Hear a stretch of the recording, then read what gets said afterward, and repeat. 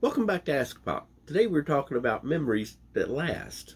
Now there's a back road that we'll take whenever we're headed from Tony's school over to the Wally World. Of course there is. There's always a back road for things.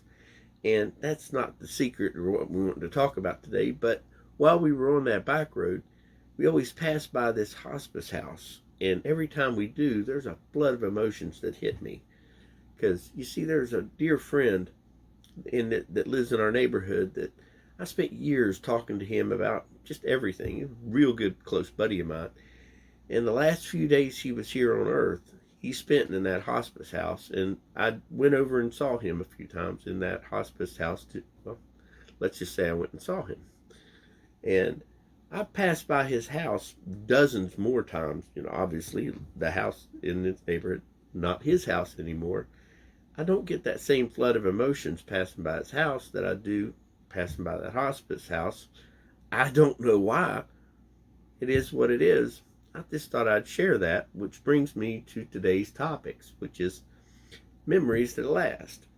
It's funny how different things will bring up different emotions. It's kind of like God's hard drives and the way that God's hard drive that he puts inside of us and the way that we're able to access these emotions, attaching senses, smell, sight, sound, taste, touch, and the way that we're able to attach all of those senses to things long, years and decades after they've happened, once the hurt and grief passes on. During that same said shopping trip that happened earlier today, I passed by some lures that similar to the ones that Papa used to use when he went fishing. And it was as if I was sitting on the bank of the Canal River helping my papa on his fishing trips. And then I started thinking about each camping trip that I'd take with my dad and how he wanted to make every one of them perfect. Even when things went sideways, he'd work so hard to make every trip perfect. And, thinking about Dee Dee and every time that, she'll say or sing something that mimics my mom's voice, decades after mom has passed on, reminds us of mom.